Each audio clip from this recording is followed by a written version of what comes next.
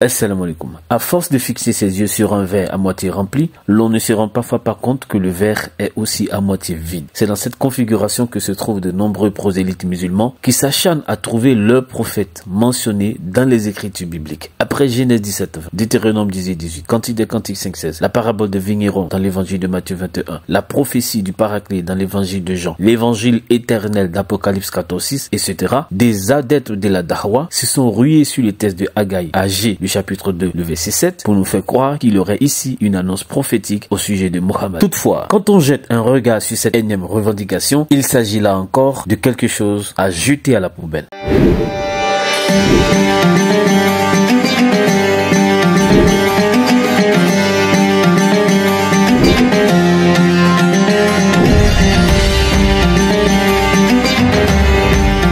Dans une vidéo publiée par Ghana TV, une chaîne YouTube musulmane, l'auteur a mis en avant l'idée selon laquelle le verset de Agé 2:7 serait une prophétie concernant Mohammed en tant que prophète envoyé à toutes les nations, Kolagoïm, donc à l'humanité tout entière. Le prophète Agé est apparu au 5e siècle avant Jésus-Christ et a donné à son peuple des prophéties d'un prophète à venir. Cette prophétie du prophète Agé, nous allons la discuter dans cet épisode. Cette prophétie reçoit une grande attention chez les juifs et les chrétiens, car elle est considérée comme la prophétie d'un grand prophète qui viendra à la fin des temps, avec des qualités et des caractères spécifiques. Cette prophétie, qui est mentionnée dans le livre d'Agé chapitre 2, dit « J'ébranlerai toutes les nations, et le désiré de toutes les nations viendra, et je remplirai cette maison de gloire, dit l'Éternel des armées. » Petite précision, ce verset est différent selon la version de la Bible que vous lisez. Et encore, dans la traduction française de la Torah juive, vous trouverez le désiré, et non pas les objets de désir ou les trésors comme ce qu'on vient de voir dans cette image. Déjà à ce niveau, on se demande à quelle traduction de la Torah juive le tonton il fait allusion, puisque la Bible du rabbinat français elle-même, une célèbre traduction juive, ne mentionne pas le désiré, mais les plus précieux. Le fait est que le mot hébreu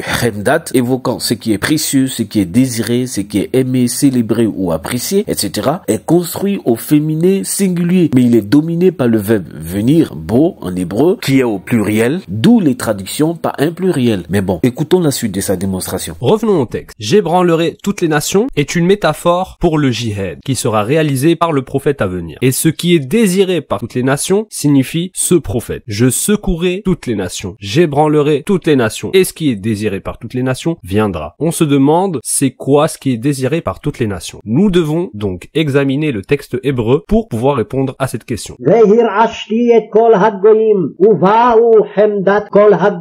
Donc, c'était le texte en hébreu du chapitre d'Agé. Maintenant, nous allons examiner le mot ce qui est désiré par en hébreu. C'est le mot surligné en jaune. Ensuite, nous chercherons le mot hébreu ce qui est désiré par dans n'importe quel dictionnaire anglais hébreu certifié pour voir quelle est la traduction correcte de ce mot. Donc, on trouve que désiré est traduit par Hemdat. Donc, en remplaçant ce mot dans les textes de la Torah, ça devrait donner et Hemdat de toutes les nations viendra. La racine linguistique de Hemdat est Hamid. Hamida est également la même racine linguistique pour Mohammed et Ahmad. Et c'est une traduction du nom d'une personne. Soyez très attentifs. Le dictionnaire ne l'a pas traduit comme un mot à sens, mais comme un nom propre. Et Hemdat de toutes les nations viendra. Hemdat kol ha goyim. Hemdat kullul ummiyin. Tahmaduhu kullal umam. Qui est loué par toutes les nations. D'ailleurs, c'est la même définition arabe de Mohammed, Ahmad et Mahmoud. Mohammed signifie loué par les gens. Donc, Hemdat de toutes les nations viendra signifie Mohammed de toutes les nations viendra. Même sens, même racine linguistique et la prononciation est très convergente. En résumé pour l'auteur de la vidéo, le mot hébreu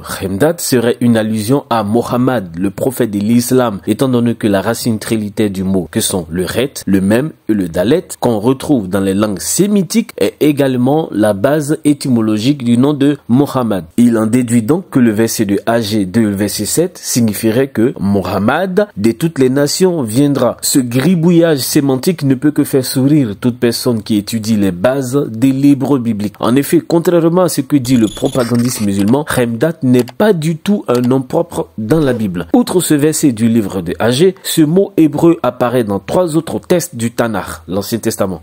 1 Samuel le chapitre 9, le verset 20. Ne t'inquiète pas des ânesses que tu as perdues il y a 3 jours, car elles sont retrouvées. Et pour qui est réservé tout ce qu'il y a de précieux en Israël? Kol Remdat Israël. N'est-ce pas pour toi et pour toute la maison de ton père? Ici, c'est le prophète Samuel qui s'adresse à Saül comme futur roi d'Israël. Si on remplace Remdat par Mohammed, comme le souhaite l'auteur de la vidéo de Ghana TV, alors cela signifie qu'en Israël, Mohammed était réservé au roi Saül et à toute la maison de son père, issu de la tribu de Benjamin. C'est merveilleux, n'est-ce pas? 2 Chroniques 36, le verset 10. L'année suivante, le roi Nebuchadnezzar le fit amener à Babylone. Il est ici question de Joachim, roi de Juda, avec les ustensiles précieux de la maison de l'Éternel, qu'il est Remdat Bet Adonai. Et il établit sur Juda et sur Jérusalem Sédécias, frère de Joachim. Puisque selon l'auteur de la vidéo, Remdat est un nom propre qui renvoie à Mohammed, alors le verset devrait se traduire par Nebuchadnezzar le fit amener à Babylone avec Mohammed de la maison de l'Éternel. Autrement dit, Mohammed, qui se trouvait dans le temple de Jérusalem, a été déporté à Babylone par le roi Nebuchadnezzar, un roi païen. Ce qui est intéressant, c'est que selon Daniel 1, le verset 2, les ustensiles que Nebuchadnezzar avait pris là et qu'il avait emportés à Babylone, il les plaça dans le temple de son Dieu. Donc,